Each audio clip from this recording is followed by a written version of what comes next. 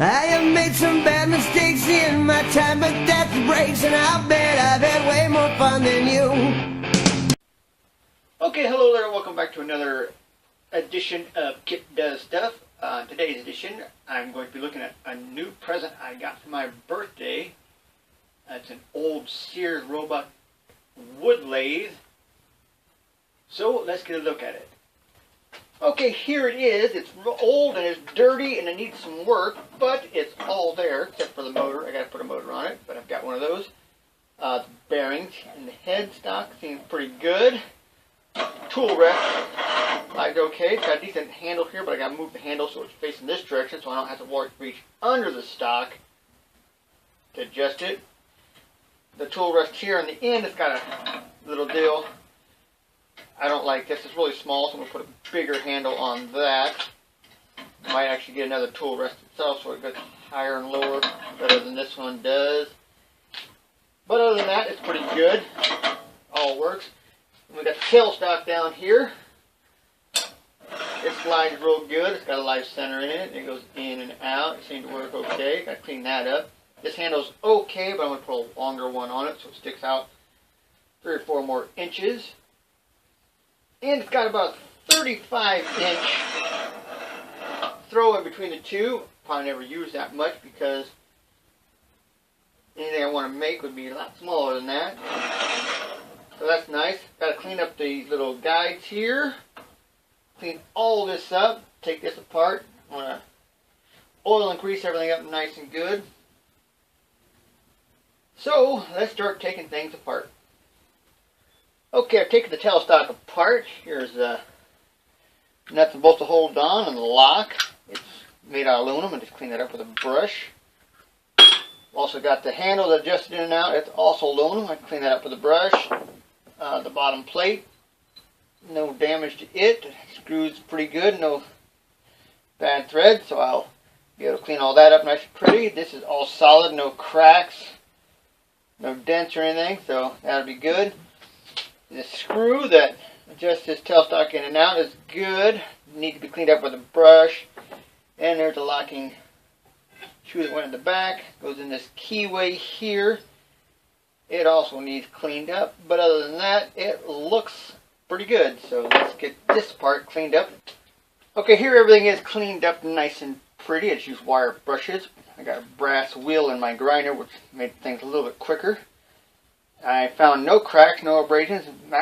Actually, it looks like this thing has been sitting for a long, long time and not been used. So, we're in luck. So, I'm just going to put it back together and add just a little bit of 3-in-1 oil here and there to make sure everything's nice and neat. And we'll start on the tool rest.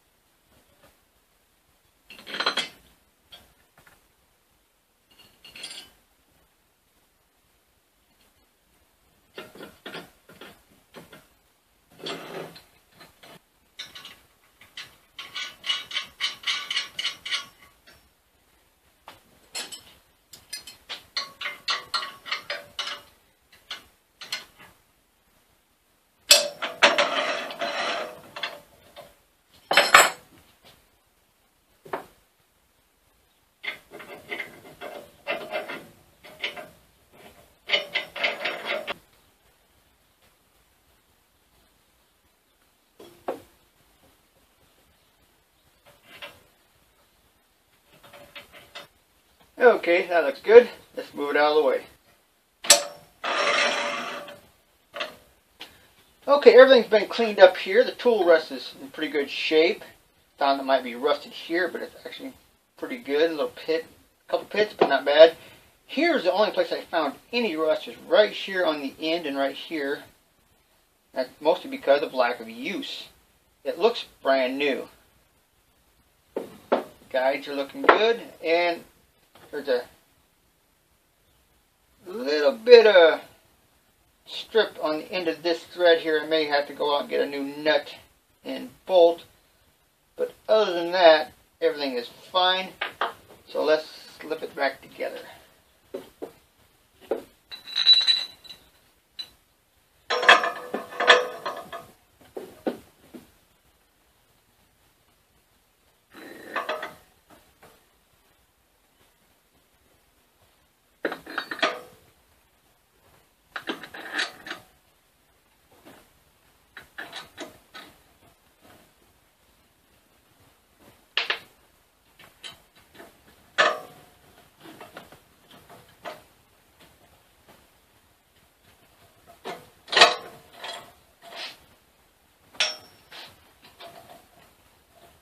Okay, I think I got this done a little better this time. It's not quite under the stock as much as it was before.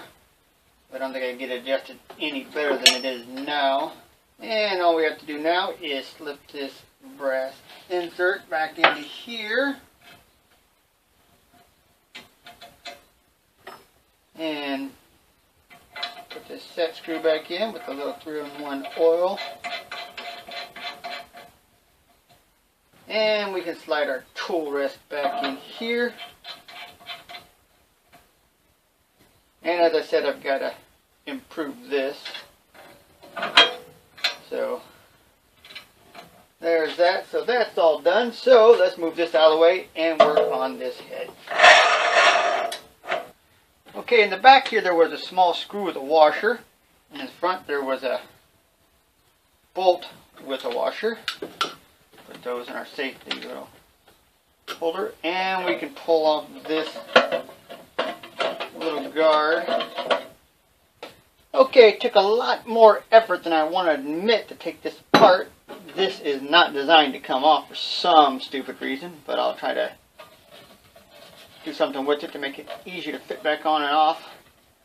Now I'm going to clean all this up and check out these bearings, and I'll probably have to tear it apart and re-oil them because they feel a little stiff. So let's get that done now. Okay, everything is all cleaned up again. I'm not going to put this cover on until I actually have to. I think I'm just going to cut it on the back so it'll open up wide enough to slide over the pulley and the front of this. So let's put this aside for now. Now the bearings were really gummed up, but I just took off the covers and cleaned them up nice and pretty. Got all the gunk out of it and then re-oiled them, put some grease in them, so it should be fine. Now I'll just put it all back together.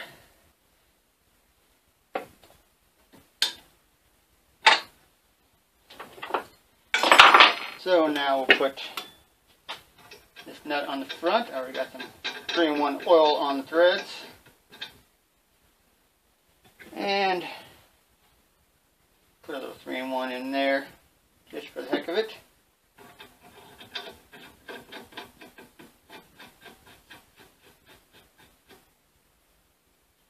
Put that finger tight for now. And now we'll slide this pulley on. There we go. And that's it.